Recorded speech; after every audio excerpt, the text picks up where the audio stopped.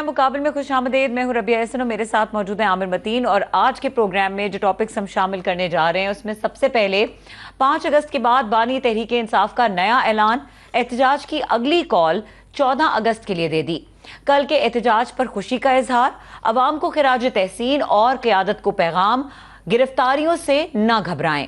साथ ही नाअहल करार दिए गए रहनुमाओं की नशिस्तों पर किसी को भी उम्मीदवार नामजद न करने की हिदायत।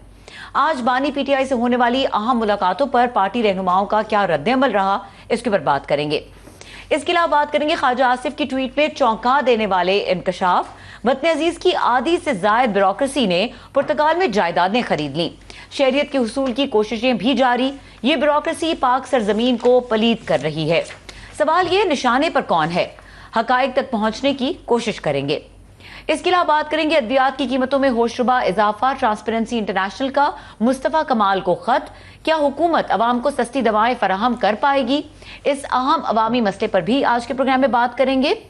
और उधर अमरीकी सदर ट्रंप ने भारत पर मजीद 25% टैरिफ लगा दिया, टोटल टैरिफ बढ़कर 50% हो गया। नया टैरिफ 27 अगस्त से नाफिजुल अमल होगा। भारतीय वजीर आजम मोदी ने चुप क्यों साध ली? मोदी हुकूमत की हिकमत अमली क्या है? ऑपोजिशन मोदी की जानिब से ट्रंप को जवाब ना देने पर सख्त बरहम, असल कहानी क्या है? तफसील से आज के प्रोग्राम में डिस्कस करेंगे।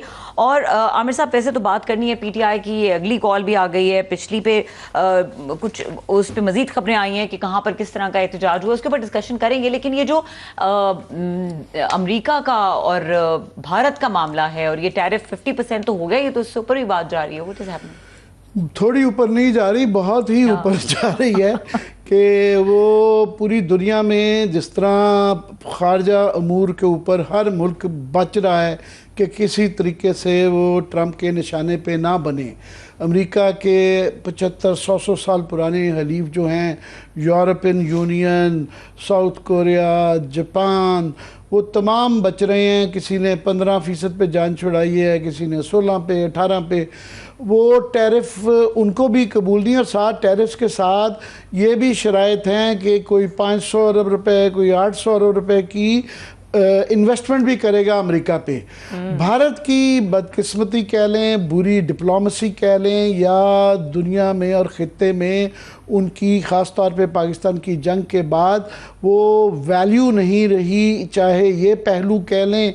उनके बुरे दिन हैं, आ रहे हुए हैं। पहले ये 25% जो है टैरिफ कई महीनों से जारी, उनका ये जो बातचीत चल रही थी वो नाकाम हुई और 25% टैरिफ लगाए गए। उसके बाद जो ट्रंप ने जो है 50% अब कर दिए हैं, बाकी 25% उनको रूस से तेल लेने के ऊपर ये एक पेनल्टी लगाई गई। और उसके बाद अभी ये अब लेटेस्ट खबर ये है कि 2 सेनेटर लिंडसे ग्राहम और ब्रू मैंथॉल सेनेटर जो हैं, उनका ये आज का बयान है कि वो सेनेट के अंदर बाई पार्टीजन एक बिल मूव कर रहे हैं कि जो मुल्क जिसके अंदर चीन और रूस ख़ास तौर पे शामिल है, सबसे ज़्यादा यही 2 बड़े मुल्क हैं, इनके ऊपर 500% जो है वो टैरिफ लगाया जाए। अब ये सेनेट के अंदर वो उनका कहना है ये कि 80 लोग इसमें शामिल हैं, और जब इतनी बड़ी मेजॉरिटी सेनेट के अंदर इसके बिल को पेश करे, फिर ट्रंप के लिए भी मुश्किल हो जाता है कि इसको रोकना।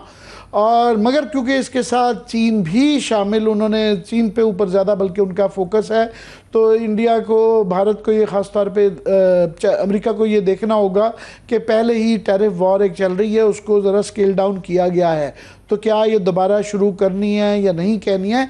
मगर ये कम अज़ कम अभी तक जो एक वतीरा रहा है प्रेसिडेंट ट्रंप का कि जो भी उनको आगे डिफाई करता है, मज़ामत करता है, वो डबल डाउन करते हैं। तो ये पहले भी शक किया जा रहा था कि 50% से इंडिया ने ये स्टांस लिया हुआ था, जो कि बड़ा म्यूटेड सा, कमज़ोर सा, कि जी हम तेल लेते रहेंगे रूस से, और वो तेल पहले ऐलान के बाद लेते रहे। ना सिर्फ ये, बल्कि ट्रंप रोज़ तकरीबन पिछले 2-4 दिनों से, काफ़ी हफ्तों से बल्कि कह लें कि रोज़ अमेरिका ट्रंप जो है, प्रेसिडेंट ट्रंप खुद इंडिया के मतलब मोदी के मतलब जो है नाम ले ले के बेइज्जती की जाती है, और फिर पाकिस्तान का हवाला भी दिया जाता है कि, और साथ में ये भी एक रब किया जाए, उनके ज़ख्मों में नमक छेड़ने वाली बात है कि पाकिस्तान के साथ हमारी डील हो गई है, वो कि हमने भी 19% टैरिफ हमारे पे भी है, मगर कि शायद कोई दिन ऐसा आए जब इंडिया को पाकिस्तान से तेल लेना पड़े। अब इंडिया में एक तो ऑफ कोर्स इसके इंटरनेशनल इश्यूज़ के ऊपर बात करते हैं, मगर इसकी डोमेस्टिकली, क्योंकि अंदरूनी सियासत के ऊपर मोदी साहब का एक तरीकाकार है कि जंगे हार के भी पाकिस्तान से वो वहाँ पे उसको फतह बना लेते हैं, और उसको गोदी मीडिया कहा जाता है, वो ऐसे ही पेश किया जाता है। तो उन्होंने एक बड़ी नरम सी वजारत ख़ारजा की तरफ से पहले भी और आज भी जो है ये एक ट्वीट की है, जिसमें उन्होंने कहा कि ये बड़ा अफसोसनाक है, और ये 104 अरब 1.4 बिलियन भारतीय अवाम की तवानाई ज़रूरियत पूरी करना अवलीन तरजीह है। अमेरिका ने हाल ही में दिनों में भारत की रूह से तेल दरामदात को हदफ बनाया है।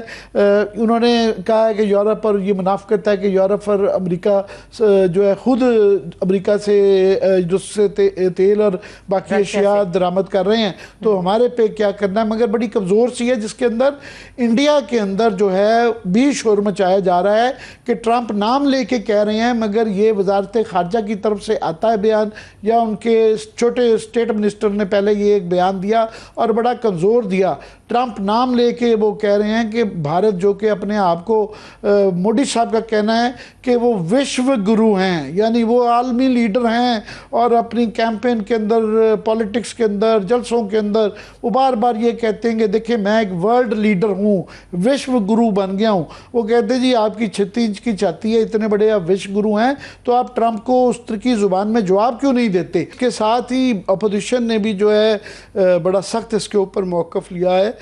राहुल गांधी का भी अगर वो ट्वीट दिखा सकें दरमियान में, उन्होंने कहा है कि जी ये ट्रंप की धमकियों पर खामोश। राहुल गांधी ने बड़ी खौफनाक तनकीद की है। उन्होंने कहा जी मोदी के हाथ बंधे हुए हैं, इंडिया भी फंस गया है। वो इस वजह से फंस गया है कि वहाँ पे अभी विश्व गुरु जो उनका बनने का था ख्वाब, वो अभी, क्योंकि जब आप ये वर्ल्ड जो ग्रेट पावर्स होती हैं, जो कि रूस, अमेरिका और चाइना हैं, इंडिया का जो ये ख्याल था कि वो ग्रेट पावर्स हैं, तो वो उनको चूज़ करने के लिए कहा गया है अमेरिका की तरफ से, you are either with us or against अस। तो ये एक बड़ा मुश्किल ऑटोनमस पोजीशन लेने की पोजीशन में नहीं है इंडिया, और ये उनकी जो कुछ सहाफ़ी हैं वो भी इस किस्म के ट्वीट्स कर रहे हैं। आमिर साहब हमारे साथ गेस्ट मौजूद हैं, सीनियर सियासतदान मोहम्मद ज़ुबैर साहब, उनको वेलकम करेंगे। अस्सलाम वालेकुम जी ज़ुबैर, बिल्कुल बहुत शुक्रिया, आप हमेशा हमारे लिए वक्त निकालते हैं। हम यहाँ सियासत पे भी बात करेंगे, मगर आप चूँकि इकॉनमी और ख़ित्ते की और आलमी सियासत के ऊपर भी गहरी नज़र रखते हैं, ये जो अभी पहले 25 से 50% टैरिफ हुआ, और अब सेनेट की तरफ से ये धमकी आ रही है कि शायद बिल आ जाए 500% तक जा सकता है, तो कैसे देखते हैं इसको इंडिया के हवाले से, ख़ास तौर पे क्या हो रहा है? आई थिंक इसमें एक जो सबसे ज़्यादा इंटरेस्टिंग बात है, जाहिर है हम तो मज़े ले रहे हैं और लेने भी चाहिए। पाकिस्तान, हम हमेशा हिंदुस्तान की तरफ देखते हैं कि जी अगर हिंदुस्तान को किसी किस्म की भी मुश्किल होती है तो हमारे लिए हमारा एनिमी नहीं, राइवलरी है। और बहुत अच्छा ऐसा किया कि जिसमें मईशत के हवाले से इंडिया वाज ऑन टॉप, और India was considered as one of the great economic powers, emerging powers, और पाकिस्तान जाहिर है बहुत पीछे। और बिल्कुल वो मजाक उड़ाते थे पाकिस्तान का कि जी तो हर जगह इनके लीडरशिप जाती है और पैसे मांगते हैं। अब और फिर जब ट्रंप आ रहे थे तो ट्रंप वो सराउंडेड बाय मेनी पीपल जो कि एक तो इंडियन ओरिजिन के थे। इंडिया की हमारे लिए हम क्यों ना मज़े लें, उनकी हमारे लिए हमारा इतना बल्कि नहीं है। उनकी बड़ी पैथोलॉजिकल हेट्रेड होती है कि वो फॉर एग्जांपल चीन के साथ उनकी ज़रूरत नहीं होती बात करने की, और ट्रेड भी जारी रखते हैं। अब वहाँ पे तनकीद हो रही है कि मोदी अभी सख्त, ट्रंप रोज़ नाम लेके मोदी का भी और इंडिया का भी वो करते हैं।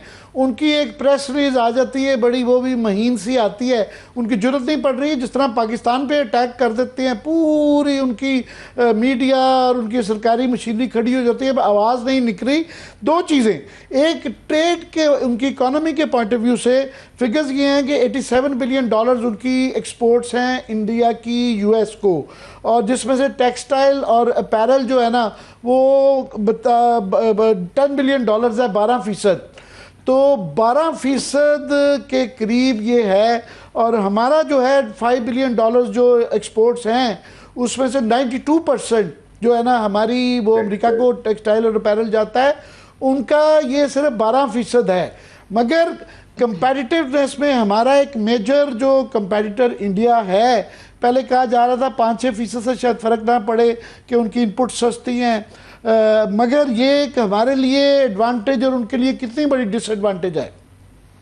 लेकिन 50% पर तो वो कम्पीट ही नहीं कर सकेंगे India. It's not just Pakistan, आपको पता है, फिर श्रीलंका है, वियतनाम है, कंबोडिया है, बांग्लादेश है। सो जाहिर सी बात है इंडिया के लिए तो 50% टैरिफ के साथ तो कम्पीट कर ही नहीं सकेंगे। तो वो यही समझें कि ये उनका ये टोटल लॉस हो जाएगा, until unless they are able to renegotiate something। मेरा अपना ज़ाती ख्याल ये है कि इंडिया जिस सिचुएशन में फंस गया है और वो it is of its on doing, अब उनके लिए जाहिर सी बात है ये भी एक्सेप्टेबल नहीं है कि वो पाँव पड़े और ट्रम्प साहब से माफ़ी मांगे किसी किस्म की, या अपनी जो रशिया से इंपोर्ट करने की पॉलिसी है जो जिसको बहाना बना के प्रेसिडेंट ट्रम्प उनको पनिश कर रहे हैं इंडिया को, तो वो भी एक अजीब सा होगा कि, तो मेरा तो ख्याल है कि मोदी इतने बुरी तरीके से फंस गया है कि if I was to advise कि इससे कैसे इंडिया निकल सकता है, एक ही तरीका है, Modi has to step down, there is no other way, because वो यहाँ आके फंस गए कि पूरी इंडिया को तो नहीं वो पनिश कर सकते कि जी अब अगर वो बैकआउट करते हैं अपनी रशिया के साथ डील का, वो भी एक बहुत बड़ी शिकस्त है। कैच 22 सिचुएशन उनके लिए आ गई है कि अमेरिका के साथ कन्फ्रंट, ट्रंप के साथ कन्फ्रंट करके भी आजकल की दुनिया में रहना बड़ा मुश्किल है, और रूस से भी इतनी बड़ी उनकी वो कल की फिगर्स जो मैं देख रहा था न्यूयॉर्क टाइम्स की कि 130 बिलियन डॉलर की पिछले 2 साल में वो ऑयल एक्सपोर्ट्स जो है ना इंपोर्ट्स कर रहे थे, वो फिगर पहले जो कम बताया जा रहा था वो ज़्यादा था। तो और साथ में उनकी जो रिलेशनशिप भी रूस के साथ है वो उसको बल्कि दफाई उसमें बढ़ाना चाह रहे थे, और साथ में इसमें क्योंकि पहले इंडिया ग्लोबल साउथ के साथ उतना नहीं जा रहा था ब्रिक्स और एससीओ का मेंबर होते हुए, आज की खबर ये है कि अब मोदी ने जो पहले सवालिया निशान था उन्होंने जाने का फैसला किया है। जो एससीओ का समिट है बीजिंग चीन के अंदर हो रहा है, 31 अगस्त को वो जा रहे हैं क्योंकि ब्रिक्स का उनके यहाँ अपना समिट है, वो उसमें चाहते हैं शी जिनपिंग भी आए। तो क्या ये कैसे बैलेंस करेंगे बिटवीन रशिया एंड अमेरिका? देखिए ना, China has also faced the same kind of economic जो रिस्ट्रिक्शंस हैं अमेरिका की तरफ से। चाइना ने सबसे ज्यादा सफर किया उस लिहाज से अगर देखें, हालांकि उनकी ओवरऑल इकोनॉमी में उस किस्म का असर नहीं पड़ेगा, लेकिन China is also on the receiving end, and China भी सोच रहा होगा कि किस तरह से सेटल करे स्कोर अमेरिका के साथ। तो उसकी वजह से चाइना और इंडिया का करीब आना एक नेचुरल चीज बनती है from an economic stand point. तो ये it is not get a done thing कि अब इसका एंड हो गया है और इंडिया बैठा रहेगा और चाइना बैठा रहेगा। तो बहुत से री इमर्ज होंगे न्यू पार्टनरशिप्स, ये कहना पड़ेगा।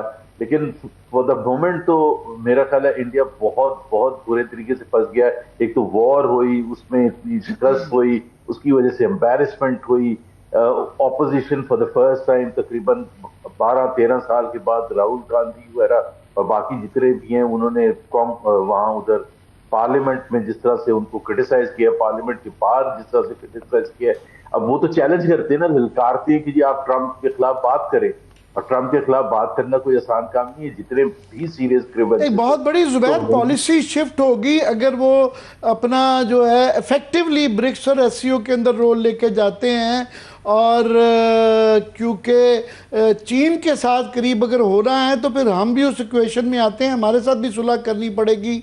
और एक बेइज्जती भी है, वो उनको पहले BRI में भी पोज करते रहे हैं, तो उन्होंने सार्क में भी पोज किया, और भी रीजनल जो पैसिफिक के था, तो बड़ी बड़ी बड़ी उनके लिए मुश्किल सिचुएशन है।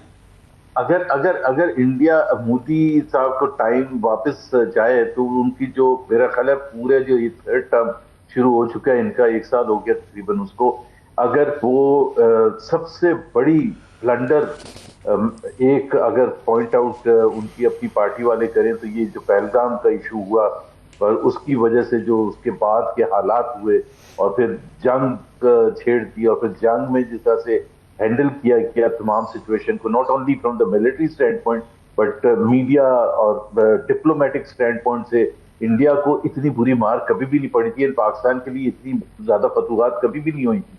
तो I think I don't know, अब मोदी साहब खुद रियलाइज कर रहे होंगे कि एरोगेंस जो है और ईगो जो होता है वो कभी किसी के काम नहीं आता, और खास तौर पर पाकिस्तान को नीचे दिखाने की कोशिश करना। पर इंडिया के और ट्रंप के सितारे जो है ना वो कुछ गर्दिश में हैं। अब मैं आ जाता हूँ ज़रा डोमेस्टिक सिचुएशन में, कि कल 5 अगस्त को PTI ने और मुतहदा अपोजिशन ने अपनी रैलीज और एहतजाज किया। आज आफ्टर मैथ जो है, हम अब देखें आज कल क्या नक्शा, तो जितनी उनके कई लीडरों को उम्मीद थी कि वो लोगों को इकट्ठा कर लें, वो उतनी तो नहीं हो सकी। मगर अंडर द सर्कमस्टांसेस जो हालात थे, जो पकड़ धक्कड़ का मामला था, उसके अंदर इतना भी बड़ा है कि पॉलिटिकल वर्कर्स जो हैं, KP में तो उन्होंने मुनासिब इकट्ठे कर ही लिए, पंजाब में भी हेयर एंड देयर तकरीबन हर डिस्ट्रिक्ट में वो अलामती जो है छोटे छोटे जुलूस निकालते रहे। बहुत बड़ा जुलूस नहीं निकला पाकिस्तान उसमें। ये डॉन की मैं क्विकली पढ़ देता हूँ कि डॉन के अंदर जो उसके फिगर्स मुख्तलिफ आए हैं, जो कि डिनाई नहीं गवर्नमेंट की तरफ से किए गए, कि पंजाब में PTI के 800 से ज़ायद अरकान को गिरफ्तार किया गया, लाहौर से PTI के 380 कारकुनान गिरफ्तार हुए, और उसके बाद रावलपिंडी में उन्होंने कहा जी एहतजाज इतनी कोई बासर नहीं था, इस्लामाबाद में बिल्कुल ही नाकाम था और चंद मज़ाहिर निकले, और कराची में 400-500 बंदा था मगर उसके ऊपर भी उन्होंने जो है आंसू गैस मारी गई, और कोयटा में पश्तूनखा पार्टी ने मिलकर उनके साथ निकाला और वहाँ भी आर्जी हिरासतें हुई, और बलूचिस्तान में भी शायरा वगैरह बंद करने की कोशिश की। तो तमाम इन बंदिशों के बावजूद कुछ ना कुछ जो वो करते ही रहे। आप कैसे देखते हैं उनके इस एफर्ट को? Was it good, moderate, enough, not enough? I think not enough मेरी नज़र, क्योंकि असल चीज़ ये होती है कि आप जो भी कर रहे हैं, आपने हुकूमत पर क्या दबाव डाला, क्या मुश्किलात पैदा की। तो अगर देखा जाए कि हुकूमत के लिए तो ऐसी कोई ख़ास मुश्किल पैदा नहीं हुई, ना ही एक चीज़, it's not about the numbers, 10,000 या 15,000, 20,000। मैं हमेशा ये कहता हूँ कि वो नज़र कैसा आ रहा था, तो कोई ज़बरदस्त नज़र नहीं आ रहा था कहीं भी, लाहौर पे या पिंडी में या कहीं भी, कराची में, या कोई, अगर आप पेशावर की बात करें या KP की बात करें तो थोड़ा बहुत था, बट वो चूंकि एक्सपेक्टेशन है कि KP तो है ही उनका और हुकूमत भी उनकी है और पकड़ दकड़ भी नहीं है, तो वो उससे कोई मुतासिर भी नहीं होता कि जी अगर KP में अगर जमा भी हो जाए। बट फिर भी KP में उस तादाद में मेरा नहीं ख्याल है किसी एक जगह भी लेट से 1 लाख लोग हों, और ये एक सवालिया निशान जरूर है कि अगर आप स्वाबी में भी या पेशावर का जलसा भी कोई इतना बड़ा नहीं था। ये उनकी एक तो क्लियरली जो पहले भी नज़र आ रहा था आपस की लड़ाइयाँ सामने आई।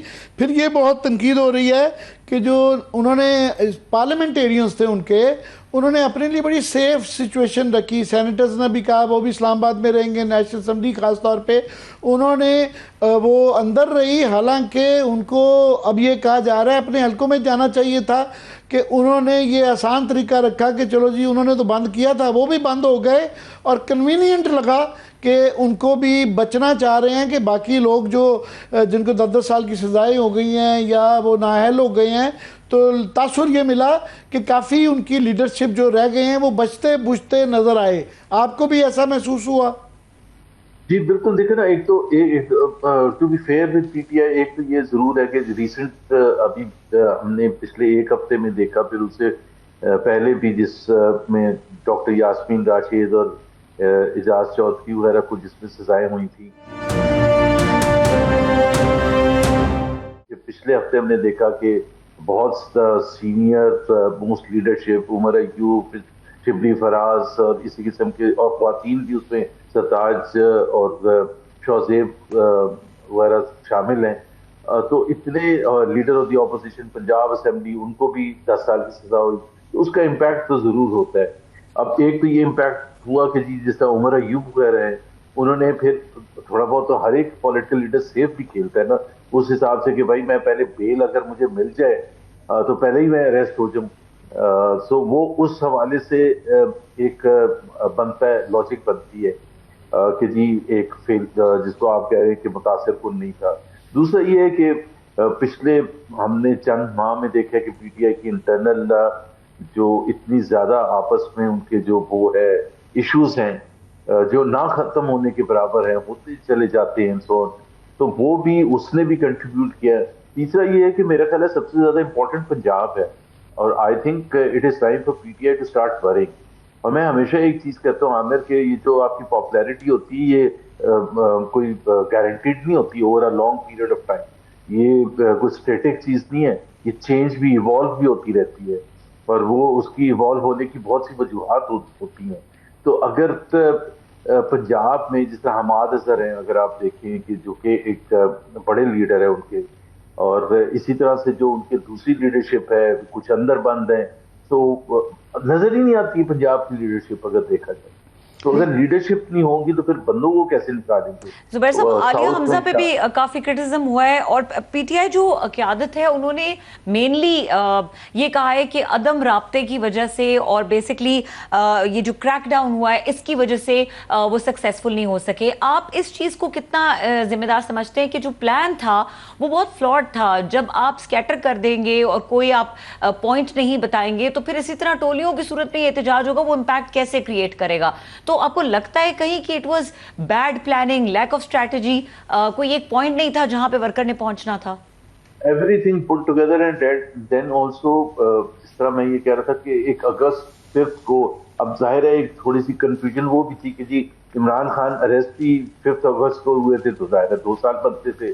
साथ में वो कश्मीर के हवाले से बड़ा इंपॉर्टेंट डे था जिसमें पूरे पाकिस्तान वाले जो है, ये नहीं कि वो जुलूसों में जाते हैं, बट उनके जज्बात है वो क्वेश्चन भी करती, यार पीटीआई को और कोई दिन नहीं मिला, हम पूरी दुनिया को शो कराना चाहते हैं कि इंडिया ने क्या हरकत की थी 6 साल पहले, और ये अपना वो लेके चल रहे हैं। आज मैं अभी थोड़ी देर पहले एक टीवी पर एक टिकर चलते हुए देख रहा था, इमरान खान ने हिदायत की, पता नहीं कि कौन सा लीडर कह रहा था कि अगला जो वो होगा एहतजाज जो 14 अगस्त को। जी उन्होंने अगला एहतजाज जो है लीमा खान ने, उनकी बहन ने उनके बिहाफ पे ये बताया है कि उन्होंने ऐलान कर दिया है कि 14 अगस्त को भरपूर होगा।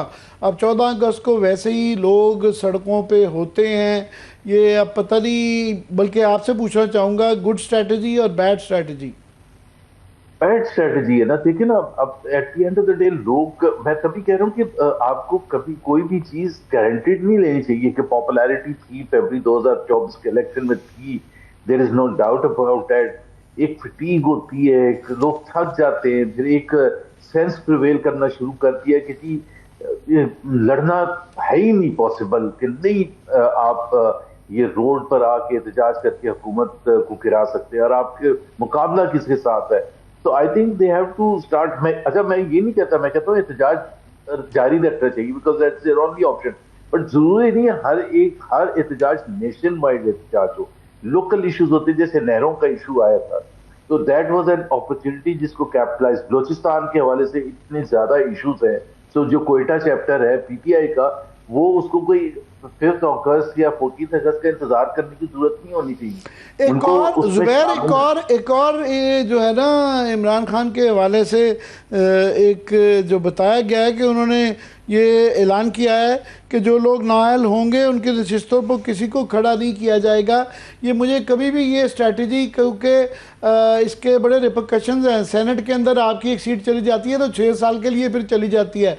दूसरा ये है कि आप अपनी जगह छोड़ छोड़ देते हैं कि MPA जब अपना इलेक्शन नहीं वहाँ से लड़ता तो वो बिल्कुल पार्टी वंस कई दफ़ा सीटें चली जाती हैं, वापस नहीं आती और एक्टिव नहीं रहता। दूसरा KP के अंदर तीसरा उसका कि उनकी वहाँ पे अगर लेट से कि वो 20-25 लोगों को वो बताया जाता है 40 से 70 लोग और मुकदमात हैं, वो इतने नंबर्स को नाहल कर देते हैं कि गवर्नमेंट गिर जाती है, अली अमीन गंडापुर समेत। तो ये क्या फैसला अच्छा है, मुनासिब है? देखिए ना, जिस तरह पाकिस्तान की तारीख में एक जो इलेक्शन हुआ था 1985 में, जिसमें पीपल्स पार्टी ने बॉयकॉट किया था, और पीपल्स पार्टी आज भी उस फैसले को सबसे बुरा फैसला समझती है। ये 85, द क्लास ऑफ 85 अगर आप कहें तो वो उसमें, because Peoples Party was the most popular political party in that period, और खासतौर पर पंजाब में एक new breed of politicians emerge, because कोई वहां पीपल्स पार्टी के जो तकड़े लोग थे वो नहीं, अब नवाज शरीफ, शहबाज शरीफ, शेख रशीद, जावेद आजमी, चौधरी निसार, हामिद नासिर चट्टा, ये सारे वो 85 में फर्स्ट टाइम इलेक्ट होके आए थे बिकॉज इनको मौका मिल गया था। अच्छा, फिर ये होता है कि जो आते हैं उसमें से कुछ ऐसे होते हैं जो कि अपने काम की वजह से, मौका मिलने की वजह से मुतासिर भी करते हैं और अपनी जगह बना लेते हैं। तो ये एक, आप जब आप खाली ग्राउंड छोड़ते हैं, और ये एक आमिर जब PDM बनी थी, और PDM के बनने में एक रुकावट जो थी वो ये थी कि पीपल्स PMLN चाहती थी, JUIF चाहती थी कि असेंबलियों से बॉयकॉट वो इस्तीफे दिए थे, और पीपल्स पार्टी का पॉइंट ऑफ व्यू था कि ये एक बहुत बुरी स्ट्रेटजी होती है, और ये आप इसके बेसिस पर ये अज्यूम नहीं कर सकते कि you will force a new election. जैसा कि 2022 अप्रैल में PTI ने जब रिजाइन किया है, 125 को उनके 130 मेंबर्स थे, उन्होंने रिजाइन किया है, तो 16 महीने तक उन्होंने बाय इलेक्शन नहीं करवाया। तो आप, and they could not force a new election because 125 मेंबरान असेंबली में नहीं थे, और इसी तरह से पंजाब असेंबली को तोड़ने के बाद भी वो फोर्स नहीं करवा सके थे। तो ये एक, लेकिन having said that, PTI is in a very very difficult situation, Aamir, let's concede that, क्योंकि वो भरपूर लड़ाई करते हैं, तो एक कोई आसान रास्ता नहीं है, जाहिर है पकड़ तकड़ होती है, सख्तियां होती हैं, बिल्कुल ये सख्तियां हैं। अभी आप कह रहे थे कि बहुत इश्यूज हैं जिनके ऊपर ये सियासत कर सकते हैं, सिर्फ धरने देना ही काफ़ी नहीं है। वो एक बहुत बड़ा इशू है जो कि इंटरेस्टिंगली गवर्नमेंट की तरफ से पेश किया गया है। Fall the people, Khawaja Asif वज़ीर दिफा साहब ने आज एक बम फोड़ा है पार्लियामान के अंदर, उन्होंने ट्वीट भी की है। उन्होंने कहा जी, वतन अजीज़ की आधी से ज़्यादा ब्यूरोक्रेसी जो है पुर्तगाल में प्रॉपर्टी ले चुकी है और शहरियत लेने की तैयारी कर रही है। ये नामी गिरामी ब्यूरोक्रेट्स हैं, मगरमच्छ अरबों रुपए खाकर आराम से रिटायरमेंट की ज़िंदगी गुजार रहे हैं। अब काफ़ी सारे एंगल हैं, एक सिर्फ एंगल ये है कि गवर्नमेंट हैं और वज़ीर दिफा हैं, और उनका काम निशानदेही करना नहीं होता सिर्फ, अगर इस तरह का उनकी नॉलेज में है। एक तो नाम लेने चाहिए जिनका वो जिक्र कर रहे हैं, दूसरा एक्शन लेना चाहिए। आप क्या कहेंगे? देखिए ना, ख्वाजा आसिफ अपने पॉलिटिकल कैरियर के उस स्टेज पर है कि उनको बिल्कुल 100% ये यकीन है कि ये उनका लास्ट टेन्योर है, वो बिल्कुल इसमें कोई दो राय नहीं। इसीलिए वो बहुत से ट्वीट्स करते हैं जिसमें ऐसी बात करते हैं, लाइक फॉर एग्जांपल गाजा पर वो ट्वीट्स करते हैं और ये कहते हैं कि हम अल्लाह ताला को क्या मुंह दिखाएंगे कि हमने क्या किया था अपने फलस्तीनी भाइयों के लिए। तो लोग उस पर लिखते हैं, भाई आप डिफेंस मिनिस्टर हैं, आप अपना हिस्सा तो डालें। आप तो इस्लामाबाद में सेनेटर मुश्ताक जुलूस निकालने के लिए आते तो आप लड़कियां लगा के उनको बंद कर देते, और वो इस किस्म की बात करते हैं जिसका और कोई छोटा PMLN का लीडर होगा तो उसको फारिग कर दिया जाए। लाइक फॉर एग्जांपल, उन्होंने जब ये कहा था ये जो हाइब्रिड सिस्टम है यही पाकिस्तान के लिए मुफीद है, और अगर ये होता 1990 से तो पाकिस्तान इस वक्त बहुत आगे जा चुका होता, और रोका किसने था? जाहिर है उनके लीडर ने। तो वो but he gets away with it. साथ में एक और ट्वीट की जिसमें उन्होंने कहा कि जो कोई विर्क साहब हैं जो कि पुर्तगाल के अंदर जो है ये बंदे भिजवाए जा रहे हैं और वहाँ पे ये पूरा निज़ाम है। अब मुझे नहीं पता कौन पुर्तगाल ये विर्क साहब हैं, उनको पता होगा, मगर इसके अंदर मैं सिर्फ नाज़रीन की बताने के लिए ज़ुबैर, ये बताया जा रहा है कि 2 वज़रा इसके अंदर हैं जो कि नून लीग के नहीं हैं। उनके नाम लिए जा रहे हैं और खालिद साहब उनका नाम नहीं ले रहे। बहुत शुक्रिया मोहम्मद जुबैर साहब, आपने हमें वक्त दिया और यहाँ पे प्रोग्राम कब खत्म हो गया देखने के लिए शुक्रिया। इजाजत दीजिए, अल्लाह हाफिज।